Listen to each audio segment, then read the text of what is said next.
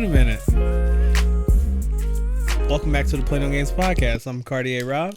Type Ford. And we're actually back. We're not recording? No, we are. Oh. Exactly, that laugh was devious. Well, if you like what we're doing, like, comment, subscribe. Yeah. Rob definitely is tired. I am actually tired. Actually, RJ, I'm a little disappointed. We didn't get a... Illustrious. I was like, I didn't hear the word illustrious. Bro, what's up? You've been gone for 2 weeks and then you off your game and shit? no, it's not off my game. I'm switching my game. You know, I gotta adapt. You know, you get exposed to different things and your mind changes. You know.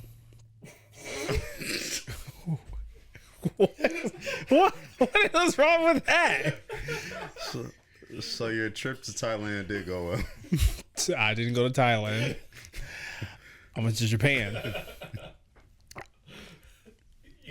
It took y'all a matter of seconds to go far His left. mind changed about some very important things in his life. The fact that that's the first joke y'all want to get off is ridiculous. And I said that in that way just to... I hope that's recorded well. I'm asking you. Are you asking? I'm not saying that. Are you? Who know? I wasn't talking about that. What were you talking about? I was talking about his preference of what's that thing you like to watch? Anime. Oh, Anime versus yeah. manga. Oh, okay. It's the same thing. A little like sounded like you were about to laugh. Like No, the no, anime guy. no. I shall watch you.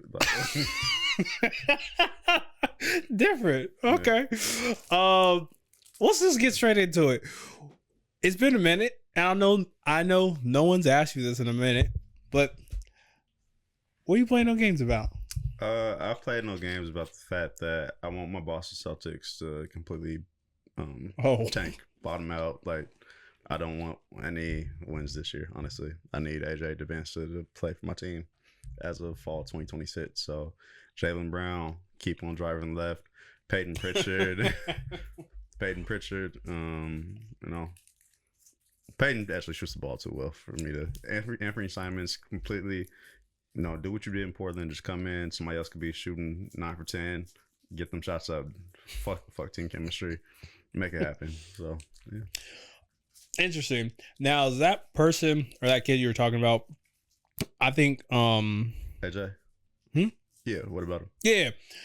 Is he? I was looking at the stat because I don't want to front. I don't watch as much college basketball, but I saw the stat. There was like 3 guys who like came out the gates like averaging. I'm assuming like he dropped like 30 something in his first game. Yeah, somewhere around there. So he's been the number 1 player in his class. I think since he was a freshman. I'm starting since he was a sophomore. He plays at BYU. They cut a pretty hefty check to get him there, obviously, because number 1 player in the country typically doesn't go to that school. It was Poirier. I think his NIL deal was for like $8 or $9 million. So Good Lord. I think, if I'm not mistaken, he's already making more money this year than he will next year as a rookie in the NBA. Is that crazy? Like that real quick. Is that crazy? Like what? He could probably do another year and be cool. Yeah. Yeah. Cause like I was listening to like Jeff T talk about like you gotta get your like FU money, then you go get a championship. Yeah. Wouldn't it make sense you get that for 3 years, become a junior, and then go to the league? Absolutely not. Okay. Because the race, even though you're making pretty good money compared to your rookie year, every year you waste there is a year further away from the FU money. Okay. Never mind. Because if I could get that FU money, he's 18 now. He'll be 19 when he's drafted. If I could get that FU money at 23 or 24, that means I can then re-up again at about 28. Damn. If I go your route, I don't get the FU money till about 26, the first initial contract. And when I re-up again, that might not be till 30, 31. And at that point, when I'm done with that contract, it's get a little iffy. If you actually get it. Yep. What's a gamble? If I'd be willing to bet this is a pretty safe bet. I mean, hell, Dyson Daniels just got $100 million. Anthony Van All right. It's been a minute. What do you play no games about? Yeah. Rob? You know, I had something, but I didn't look at it. But it's okay. I mean, What do you mean by that? no, I had what I was playing no games about. Oh, But now I'm just gonna throw it up to the birds. You know, I don't play no games about, and I'm probably gonna say this when I talk about my trip, but I'm playing no games about exposing yourself to new cultures. And the reason why I say that is I got this funny story. what? What's hilarious about exposing yourself to other cultures? Anyway, I got this funny. I'm lost. What's funny? Me too. I'm trying. God, you guys are childish. You guys. There we go. I know. Anyway, So, thank Rob you. was talking about exposing himself. So let's expose yourself to other cultures. Let him continue. Thank you. Because it was just very funny because right when I got back into like the States, American culture hit me right in the face. Wow, that's crazy wording. I know. So like when I was on my trip, it was like very like collectivism, all this other stuff, yeah. But like as soon as I got into the United States, I'm in like the customs line, and like this white lady is like trying to cut me. Like, you know, you have to dump your water, and like it's a line. Like I'm literally stepped out of the line because that's what you're supposed to do, to dump the water. She immediately tried to like scurve behind me. I was like, chill. And like just being immersed in like a culture of like, you know, waiting your turn. Like even people were lining up for like the bus. Like you just don't cut. Or like when an elderly, pregnant, or sick person gets on, like it's just like somebody stands up, they sit down. It's just like, damn. And only with this, I want to start being and developing and having a culture of savoring time, not being so rushful. I appreciated that. So expose yourselves. Yeah. So, I Yeah. will say this though, not to give you too much pushback on that. Time is a luxury of the wealthy. I can't remember whose quote that is, but it was That is true. So I'm trying to be like you and get, you know, wealthy. You know, I see I got that rolly with a dab of ranch. If I had a rolly, do you think I would be here right now? What stuff? Hey man, hey, you tell yourself. Hey, it looked cool to me. I would never guess it. I'm thinking about my bank account when I look at that watch. I'm like, man, I don't got that. RJ, Drew, have either of you been out the country this year? I know I haven't. I haven't even been out the state this year. It's been some months for me since I've seen the airport. Other than doing like, you know, Uber drives and like drop offs for people. I haven't even done an Uber ride or no driven Uber. Oh, well, if you ever need a ride, let me know if I'm in your area. You know, Appreciate it. pick you up. Okay, I see where we're going here today. Some of us have to, you know, go the extra mile to make ends meet. Okay, no. Others can just go to the bank and like, No, I need 30. It's called saving. It's called saving and sacrificing. It's called scamming. No, who am I scamming? I'm not gonna do this because it will require too much bleeping editing out on your end. Oh, you think I'm scamming the people I work for? Well, you know. Oh, so you think I'm selling people dreams? Oh, we're there. Oh, PDX water, nice commercial break. Refreshing. Indeed. Shout out to my guys. It cleanses the truth. Yeah, but in totality though, like, how was the trip? How was the trip? Like, what were some highlights, lowlights? Man, because you all will experience this when you go to Japan. When you all go there, because you will go there. It took me, my whole life. Like I've been planning this, but Japan was a like pretty dope experience, man. I was very fortunate to travel to 4 areas: Tokyo, Osaka, Kyoto, and I'm working on the pronunciation Kumimato.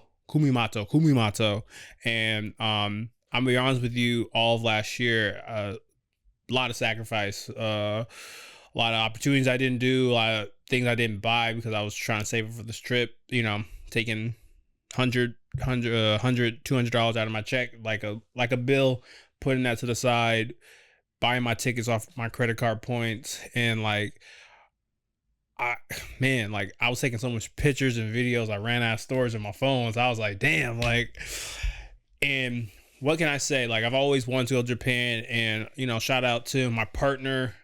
I probably would have waited another 5 years to go, because my thought process was like, I didn't make it enough. And how I want to go on like big trips is like, I want to be with the locals. I want to do, high end things, low end things. And I literally was able to do that due to saving. And I would say it was the perfect trick for me, because I got to do all the things I said I wanted to. I hit up every Pokemon Center on the country. That was a milestone for me.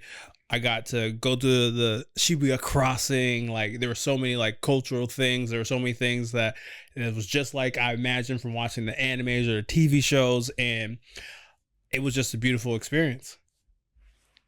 Forgive my ignorance on this. Is like a serious question though. So like, a lot of stuff here. We'll do a lot of importing from other countries and talk about the manufacturing of products. Do they do that with China? And like, basically what I mean is like, will they get like a Pokemon character and it's like based out of Japan, but it's made in China? There are some things made from China that's imported from Japan, but there's a lot of things from farm to home there. We're like, man, like the food quality there is like, it's definitely farm from home. Where it's like, you'll go into like a 7-Eleven, which is massively different, and you can buy Oreos, but it's only 2 Oreos. And like, they're like, just like trying to tell you like there's so many like quality foods there, so like they're only asking for like their best. If they go and they like, and Oreos was your example? I'm just saying, like, I'm just giving you an example of like something that's not made there. Like Oreos, I think Oreos are made in the United States, right? I'd assume so. I'm assuming, where it's kind of like, all right, it's a lot of importing for how much we eat them. I'm just saying they just want the quality, so they say, oh, 2 Oreos are good enough, and that's whatever amount of yen. For your example of like, oh, bringing something from China, they want their best of the highest quality. So is that quality control or obesity control? Both. Like, when I tell you like the 7-Eleven, I can get like good, like high Cheetos. Didn't find them there. Like, they have like maybe like an off-brand version, but the bag is like so small. So yeah, it's obesity control.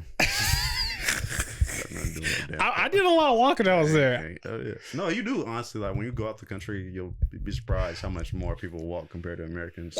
I did a lot of walking. When I say a train didn't miss, like the train said it was gonna be there at 6:32. Oh. Mexico actually makes most of our Oreos, and also for Asia. I don't have a mic. Also for Asia, Indonesia, India, China, and Bahrain produce most of the Oreos for that region. Okay. Well, they make sure they don't drop many in Japan. Now, kind of like bringing all of this, like circulating, I saw a lot of historical sites. One of the things I kind of wanted to bring and talk about is like the food. The food there was legit. Like, I had some of the best beef and chicken that I've had. And the reason why I say that is like some of the skewers. There's this viral like steak sandwich. Mm-hmm. Oh, you disagree? No. I've never been to Japan. Yeah, I know. You told me. Why were you not gonna trust me? Why are you yelling? I'm not yelling. I'm just being myself. You were yelling a little bit there. Anywho, I'm just hyped to talk to you about my trip to Japan. Anywho, but yeah, I would say some of the like best ramen, like so many dope experiences. Like, one of the like cool things that I got to do was like, you write on the slip and you get to have like an individual ramen. It's like an individual booth, and like it was so like quiet and like quaint, and it's some of the best ramen you have. It was so chill. So many dope food experiences. That's what's up. So as far as like ordering, how was that process like?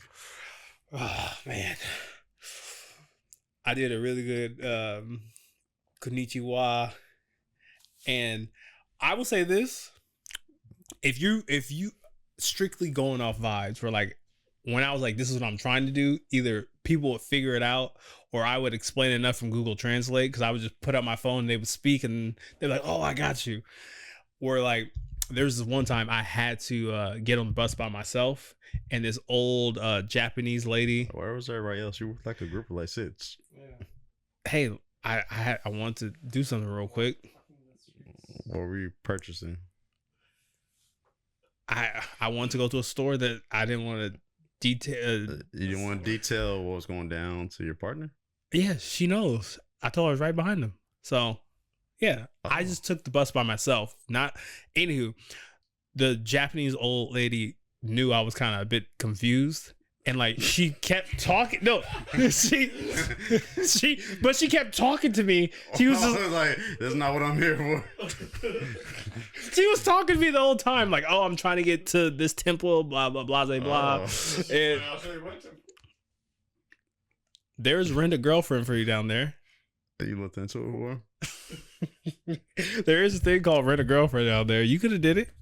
That's crazy. Would you do something like that, right? Rent a girlfriend? Yeah. No, I wouldn't rent a girlfriend. Okay. You be in the red light district though, right? No. Okay. Not him. Anywho. I don't run red lights. So, but to put it all together, I would say I was able to realize a lot of my dreams when I went to Japan. I was able to, go to Kumimoto to visit the One Piece statue. I was able to get a lot of dope high-end fashion. I was able to purchase my very first Kuji sweater for a ridiculous reduced price. For how much? $130. It was in a thrift store. Oh. Boy. What? The way I was about to cut your ass up.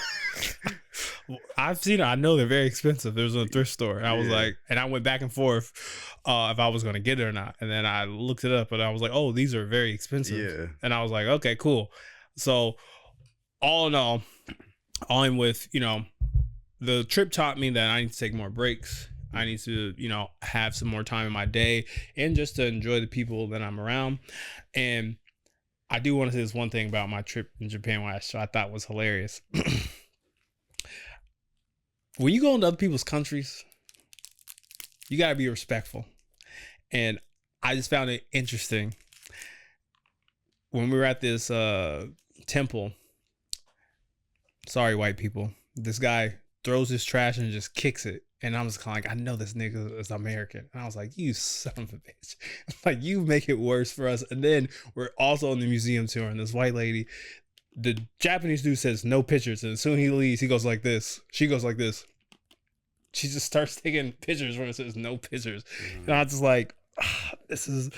So when you're in another country, please be respectful of the customs, even if you don't understand. And I'll end with this. Or you might end up in jail. That too. I'll end with this. My man Tommy said it best. Traveling is therapy, and I'm glad I got to experience that. Yeah, it looks like Drew had a comment you wanted to chime in here. Yeah, you probably want to cut this out. Is it like okay generally for Americans to go to Hiroshima as a tourist? Wow. Not to celebrate it, but just to like check. Wow. Yeah. I've on our they've talked about it. It feels wrong, right? Yeah. To go there and be like, wow. Mm-hmm. Neat. Like, Look what we did. That's fucked up. But wasn't on my list the place to visit. Imagine something. Never mind. Imagine though. I know you wanted to talk about J. Cole and Cam's civil suit fiasco. So I'm ready. Yeah, all right. So I'm ready. Intro it and what happened and all that jazz. So, man, a lot of my favorite rappers, Drake, Cole, they are under fire. Only one who's rising to the top is Kendrick right now. But recently, I had a very sad moment last night, and I got the news that J. Cole scamming. He's a Forest Hill Drive scammer. Now, recently, you have to put allegedly. Allegedly. Yeah, allegedly. Yeah. I hope it's wrong. Yeah. I literally said this on the podcast maybe like 2 months ago about like a J. Cole situation. But recently, if you don't know, that it came out that Cameron has said that J. Cole is not paying him back for a feature that he's done, so he's suing him. So I know you guys heard Cam and J. Cole's song Ready. It's one of the best songs on that album in my opinion. Okay, but anywho, it's been like 1 or 2 years since the release of that LP, and Cam says he's been, you know, pretty, you know, communicative and open for J. Cole to either go on his podcast or to, you know, make things even, make things fair, to do another feature for one of his albums. And it sounds like J. Cole hasn't been as responsive. And I guess my question I want to ask for you is, do you think this is building up album hype, or do you think this is actually a real issue? Album hype on whose part? Oh, for maybe Cam or J. Cole. Maybe for Cam, it wouldn't serve Cole any purpose. Just based off the details in terms of the suit information that I saw from Complex when they reported it. Yeah. It's kind of loose to me because, like, say we're rappers and you did verse to me and you just said, no, I just need a verse back in exchange, which is pretty typical. Like, it happens a lot. If you don't have an end date in terms of like when that has to happen, then it's like it's all left for interpretation in terms of like the timeline for this. I agree with that, but especially if Cam isn't actively putting out music, so it's like I'd be doing a verse for what project exactly? Once again, this is all speculation, and from the 3 to 4 sources that I read, I think what he was kind of alluding to would be like soonish, where like you know how Black Mom says I'm on the way. No, I understand that, but if it was soonish, then you would think some project came out where there should have been a J. Cole verse that you were looking for. There hasn't been any project, so when exactly would this? And I think that's the part of where we don't know, and it's all kind of loose. So. And like I now see where you're going with it, but also at the same time, I don't know. I've been learning, trying to be a better communicator, where like I'm like, all right, I want you to put away the dishes for me, and then I get up and then I want you to put the food away for me. Maybe someone's grew up in a household where putting the food away is keeping the pot in the food and putting it away. But meaning, who are you having these conversations with? This is just a random scenario. Look at you always searching. It's toxic masculinity. I know it's not. Better go in there and wash some dishes. No, I'm the same, but another person. Where's my supper? Y'all are on one. Someone could mean, I want you to put the food in the container and do this, but it's kind of like you got to have that type of communication. And I'm going to be real with you. If I tell somebody to put the food away and they take the whole pot that food was cooked in and just put it in the fridge, I may slap them across the head. So you going to slap me? That's not putting the food away. I've done that before. Sometimes I don't have the energy to put it in the container. You fucking lazy fucker. Just grab some Tupperware that your mom gave you, put your food in there, wash the damn pot out, and go to bed. What if I grew up in a household where we just put the food stays in the pot and we go from the pot? You gonna fuck around and get sick doing that shit. I've been doing it for this long. Maybe that's why I'm so good at what I do. Radioactive. So my question for you is, how do you think J. Cole's going to respond to this? Because he didn't respond to the beef well. He's not going to respond. You don't think he's going to respond? He's being taken to court for it. Yeah. It's a lawsuit. Yeah, at this point it's like. So do you? He never talks for real, anyways. True. Do you think this chips away at his? Pretty well to Kendrick. Yeah. Do you think this chips away at his nice guy facade? I don't think it's anything. I'm not even trying to cape for Cole, but like, yeah, it literally could just be a miscommunication. Like, you've been tapping in with my manager, and I'm not hearing from the nigga. Or our timelines just could be off in terms of like being able to be available to record. Yeah. So you think this is nothing? In the grand scheme of things, yes. Okay, yes. In the grand scheme of the world, this is no. I'm saying like even with just within their career, I think this is nothing really. I don't know. It's just kind of like, because knowing Cam, you know, a lot you could do with Actually, I'm actually curious what you think. Do you think he was looking more forward to him to actually do He wanted that nigga on the podcast There to we talk go. about Kendrick and Drake. Okay. That's why. Let's get like that. Thank you. I really See, can- you an honest nigga for I that read through one. all this shit. You an honest one for that, and maybe that's why. Okay. Yes. All right. So Cole, hopefully you'll respond to Cam. And I think that's probably what it was. And Cole's been probably declining. I mean, he hasn't went on any platforms, and I doubt he'd want to talk about this shit. So Fair enough. because he fucks with both of them. So Well, that's all I have for that. so closing out just before our episode break, there was a lot of news that went down while you were gone last week. Yeah. Yeah. So unfortunately, a few Rob's buddies in the NBA are in a little bit of heat this week. Folks like myself, I recently started sports betting here and there. There was a federal indictment that, and fuck you, Andrew. There was a federal indictment that came through, and now a few individuals in the NBA, including but not limited to Terry Rozier, assistant coach Damon Jones, and Portland's very own head coach Chauncey Billups, are under the microscope for being involved in a couple different things. After reading through the indictment, it appears that Terry Rozier was involved with allegedly swaying odd favors with some of his peers and close loved ones who had put in some under bets on some of his games, and he was under a microscope for this shit 2 years ago. The FBI released a report saying that he was no longer under investigation. I think that was an old hit and switch on their part, just to make sure that he wasn't trying to cover his tracks. So now they got him for real. Chauncey Billups last week was arrested along with Terry and taken to the Justice Department.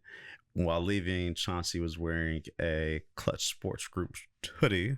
Dun, dun, dun. I took a little note to that. So Rob, do you know what Chauncey, Damon, and Terry all have in common? No. They all have different connections to Clutch Sports. wait. I think you cook it. Let me turn on the eye a little bit. Go ahead. Now, I'm not allowed to say this, but I think you can put two and two together. I have some friends who are pretty well connected, and there may or may not be another head coach that's light-skinned that coaches in the Western Conference that could potentially also be allegedly involved with this stuff. Chauncey, from what it appears to be, was involved with some illegal poker games that were more or less rigged, and he was the celebrity poker player that would draw folks in to come Point guard.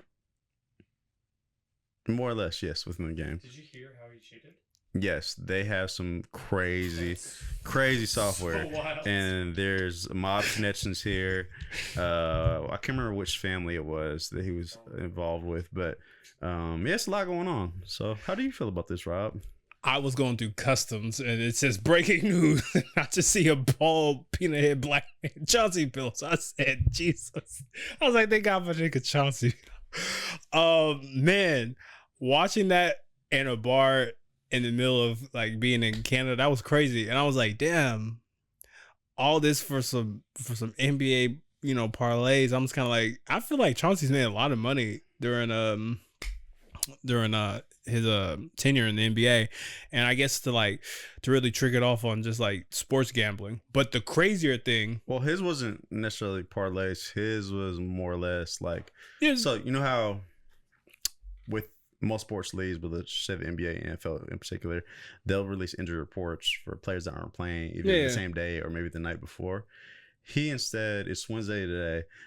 Let's say the Blazers were playing Saturday. He tipped off some people within his network like, oh, okay, so Dame is going to rest Saturday, take the under for that game, or however you may adjust it. Like if he was playing, let's just say it was back in the day and CJ was still here, I might take the over on CJ's points that day because I know Dame isn't playing, so he's going to get more shots. So he was more or less doing insider trading along with the poker games. And then Terry's situation and Damian Jones' situation was kind of the same way. Terry's situation was, like I said, his family members allegedly were taking the unders on his points and other things, and he'd all of a sudden have a injury. And NBA Twitter has done a good job making compilation videos of plays where it looks crazy. The Rozier fake like that. If we were hooping, I saw you pass the ball, like I'd be like, nigga, why you lying like that? Yeah. I think for me, I kind of just get with, and maybe we could pull in RJ too, because I know he's a basketball head with this one. But it's just like, even still, right? Like, why? Like, even though it wasn't like fully always like parlays, but still like, why go to this lengths? Why to go? I don't want to say cheating and all this other stuff. Why do this? Because maybe there's a different way to amass the money that you're wanting. I don't think it's necessarily on their part. I think it's more so we often get on athletes' ass sometimes for supporting too many people, and they end up going broke. Okay, so instead of me giving, if you're my cousin, I'm in the NBA, instead of me giving you $20,000, you may put $1,000 on my unders. There you just made $3,500 today. I'm not saying it's right or wrong, but I could see that being a viable reason in terms of like why people do it. Yeah, and it really doesn't take much on somebody's part to make it happen. Yeah, but also at the same time is, you gotta be able to say no to people, no to family, and like, I would, help my family if I could. And I get it. Like, we even like look at our own Congress when it comes to, they're allowed to have some, insider trading for what they do. And, Nancy Pelosi does one thing, and then you look at her stock and it's doing another thing. Mm-hmm. I don't know. I think it's just when you just look at the whole like situation, could we like be nitpicking? But I don't know. It's just like, you could always, I don't know, be better. Cause like, at least maybe I'm speaking for the Black community, where it's like, I guess we hold our athletes to like the highest standard. And I know, our athletes aren't, the true leaders, but they kind of are. Yeah. But I mean, it's one of those things, like, I've never had that much money, so I don't know how I would handle it. Like, we all know. No, I mean, you said, no, that is like you saying, like, just say no. But when you got 50 people asking you for X amount of dollars every week. All right, watch this. Taylor, let me get $50. I don't have fucking 30, 40 million sitting in my account right now. I will. Okay. Fair enough. But if you needed $50, yes, I would. Oh, thank you. Look at that. I would spot you $50, yes. I appreciate that. I'll give you in like 2 years. That will not happen. That's what J. Cole did. I'm just messing. But I see where you're coming from with, man. That's all I got to say. Yeah. But what do you think is the resolution for this, RJ? Or how's this finish? I think they'll find more people and kind of keep on going down, because didn't Kevin Garnett kind of shake away from this too? And Kevin Garnett was in it for a second. Yeah, so he didn't participate from what I've read. He was at a game. I know him and Chauncey are extremely close. But yeah, it's a lot of names involved. Can you imagine if he did? It's like an Uncut Gems sort of situation. That would be fucking crazy. I think there is a larger fish here. No, his back suddenly is hurting. He's not playing for whatever reason, even though he shot. You ever play golf before? No. You ever play golf before? No. Okay. Yeah, it's kind of difficult playing golf for 36 holes with a fucked up back. Yeah. Mm. I kind of wonder if this is just the tip too of like other sports, if that's gonna bust open too. If the NFL is gonna get busted into this, and then the MLB. I mean, I doubt the NHL or MLS, but who knows? Maybe they bust into that too. Yeah, who knows? We'll see. Hopefully not. I think Chauncey's done though. Super done. Terry is probably done too. No, it's super done. Yeah, they won't be playing that. Yeah. I just saw it too. Just close this out. The NCAA has approved for college athletes to participate in sports gambling. This could get very dicey. I'm sure there are stipulations on players not betting on themselves. Yeah. But if that is the case, what prevents a player from more or less doing this? Where, you know, Or them sharing information to their other teams across the nation, saying, "Hey, this player's going to be out today." Yeah, you bet my unders, I'll bet yours. Yeah, sharing information.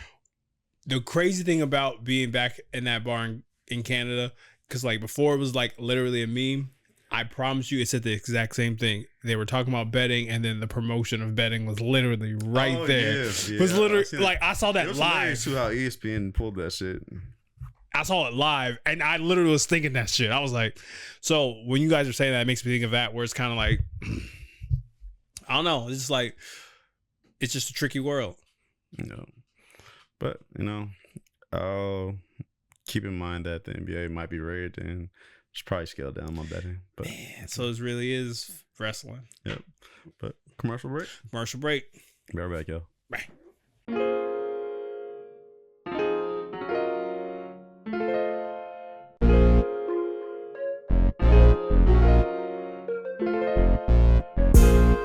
Back. So Rob, you about it? Yep. Yeah, so if you catch the reference, recently, my second home, they had a nice little showdown in Vegas. Cash Money and No Limit Records brought back the Versus. So it was a showdown between both labels. They had acts from both labels. Some heavy hitters from both were also not in attendance. Going into, were you back in the States when this got announced? It happened after you were already here. It was announced before I left, but I missed the whole live stream because I was a day ahead. Yep. So going into the Versus, I was skeptical in terms of like it being in Vegas versus New Orleans. Then I sat on it for a day. I was like, this is probably the safest thing that could have happened. Yeah. Because it being in New Orleans, you're just gonna bring in a whole bunch of different hoods, and you never know how niggas be on nigga shit. So I wasn't necessarily worried about the camps. It's everybody else that would pull up. So with that, there was a crowd that I feel like someone knew their records, or they might have known all the records, but just the energy with how they were received was probably be different than would be if it was in Louisiana. But I thought it was overall pretty good. Going into it, I thought Cash Money would clear them, and then early on, that was the case. Birdman was popping and talking cash shit.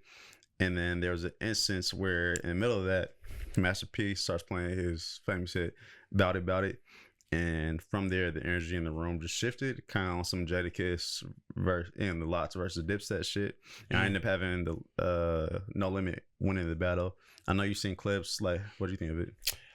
Just a few clips here and there. To be honest with you, not to keep talking about my trip, but my time zone, feed was off because people were asleep, but anywho, the things I did catch was Snoop Dogg was there. To be honest with you, it looked like a tie from the clips that I saw. I saw great moments from each.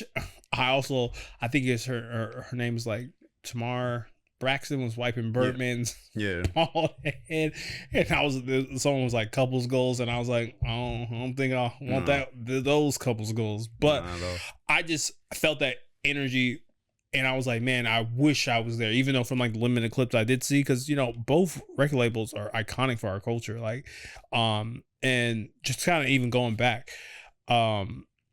safety was probably a big thing. I know when I left, they were gonna have it in Louisiana, but do you feel like the crowd, because this is part I did miss, do you feel like it was just a Las Vegas crowd, or nobody wanted to travel?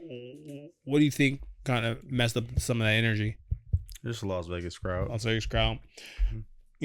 if it was happening in Louisiana, not saying that big things don't happen in Louisiana, it's just kind of Vegas is used to having this thing, and I feel like there's so many things to do in Vegas, but if that was happening in Louisiana, I know lots of people. I feel like tourism, honestly, between the two cities, probably, I might lean a little bit more towards Vegas, but it's not too far off. Cause you don't think so? Hell no, because New Orleans. Even the 4 years I was there, with the Super Bowl twice and the All-Star game twice. Yeah, cancel me. I don't know why we were saying Louisiana, but I'm also thinking Alabama. Oh, okay. Yeah. So my bad. I was like, of course New Orleans is there. I literally was like, oh yeah, it's Alabama. Yeah, my bad. Yeah, 1,010%. So my question to ask you is, what would have made that versus better? Wayne being there. Okay. But when people were speculating why he wasn't, I'll just be quite frank with you. Since him and Baby had that, I mean, I know they're like, He made up. they publicly have made peace with things. Yeah.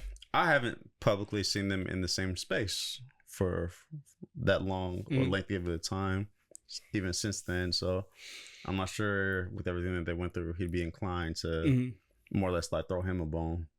Could we say the same thing about Wayne and Drake? Nah, because they still salute, and their relationship is completely different. Okay. Yeah, I was just a little curious because that thought had the same thing for Wayne and Drake. I was like, I've never seen them in the same room in a long time. Yeah, but also it's like, what would be the occurrences or like needs for that to happen? That's the guy that that believes you from the start. I would it'll also be like, let's just say, because like they had a working relationship, whereas like Baby, like I've known you since you was, calls him dad. Yeah. Like yeah. Raisina's godfather is. You think his dad feels some type of way? I mean, like, he calling a nigga dad. What? What you mean? Drake's dad. No, I'm talking about Wayne calls him dad. Oh, okay. I'm talking about Birdman. My bad. Sorry, I was like, okay. I was about to say. Yeah. Okay. No, yeah. That to Between me, that, you own him. He owed him money at one point. The whole shooting situation has tour bus, so it's a lot of different factors here. Shooting at my tour bus is nasty work. God gonna have to kill me and resurrect me for find some forgiveness. But all right. Yep. This comes from Black Millionaires. And I thought this was hilarious because I was out there traveling, not in China, but Japan. But it says China now regulates influencers. They must have degrees or some credible certification to discuss professional topics such as law, medicine, finance, and education. China says it's done with people getting online on a podcast with no credentials. It will now require influencers to have a degree or a specialized certification to discuss professional topics such as law, medicine, blah, blah, blah. I already said that. What are your thoughts? Yeah, what are your thoughts today? I'm so here for it. The days of YouTube University need to come to a halt. There are so many people who are just, no shade to us, but just purchasing mics and just spewing bullshit on very critical subjects such as finance, law, health-related topics. And being someone who used to work in the healthcare industry, I cannot tell you the hell I went through fighting some of these idiots during the pandemic who would say things such as, if you pour salt on your hand and sniff it before you're exposed to COVID, it'll help reduce the side effect. Like, just I've had people come in and they're like, oh, I put my grandmother's breast milk and honey. Hold on. What? Put that on mic. Hold on. What? So I work in healthcare, and I've had people come in and they're like, oh yeah, so I have an eye infection, so I took my grandmother's breast milk and some honey, mixed it together, and poured that over my eye. Like, honest to God, yeah, that is something I have heard. What the hell? More than once. The hell? More than once. I'm not joking. I've heard like goat's milks. Their grandmother's breast milk? Yes. Come out and play. How's that being produced? Dehydrated. You got to rehydrate with water. No, I'm is this breast milk that was stored from the 70s? Why are you asking detailed questions? Patient confidentiality. No, I don't know. It doesn't matter because they just reinfected their eye. I got paint mine one time. That shit hurt like a motherfucker. You say you got what? Paint. Oh. I thought you said pink guy. No, I was painting the fence and like I thought you said Pete and I was painting the fence with my dad. He was exposed to another country. and the paint got in my eye, and it was like a level of burn I didn't expect. And he was like, "Oh, it don't hurt that bad." And I was like, "Put paint in your eyes." But Who you with? Your dad? it was my dad. We were painting the fence, and he was like, I won't make a joke then. he's like, "That don't hurt." And I was like, "How you gonna tell me what hurt?" But anyway, that's another story another day. I thought that was pretty interesting because we're safe on this podcast because we have a professional, so we're okay. We're verified. Anywho, I think it's very interesting. Another like our TikTok versus Japan and China's TikTok are just different. Where it's kind of like you're building a practical skill. Where like I don't want to say, because how someone talks about a topic, that's inherently unique. So in my opinion, maybe a market can never be too oversaturated because you look at something totally different than how I look at it. But also at the same time, when you have that air of like, I want you to have some credibility, that to me shows that you kind of like care and like you actually want to do some work. And even if you get something wrong, you can come back and say, I got this wrong. Where one of the things I actually... There's a lot of assuming there. Huh? There's a lot of assuming there. Yeah, I would assume.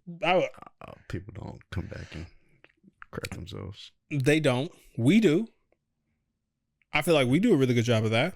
And I feel like, that is what people lean to. And I kind of just remember like starting out the gates being like a young Padawan. I remember getting out of U of O and coming down, like trying to figure out how matchmaking worked. And I figured out that matchmaking can be a little scammy. And I was like, man, and like these people, makes money. And I was kind of like, when I do get into that, I kind of want to make sure I do it differently.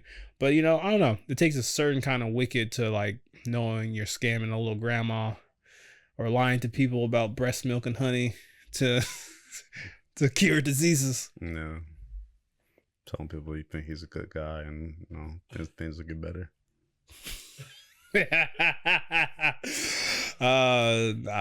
You pay me too much money for me to lie. Real. Yeah. So I'm gonna tell you the real. Good job. So I too much money to lie to you. Well, Rob, good having you back, bro. Thank you. It's good to be back, actually. Deadass, no jokes. Deadass. It's good to be back. Well, if you like what we're doing, I'm here to give you supreme content from the greatest podcast in Oregon. Yep.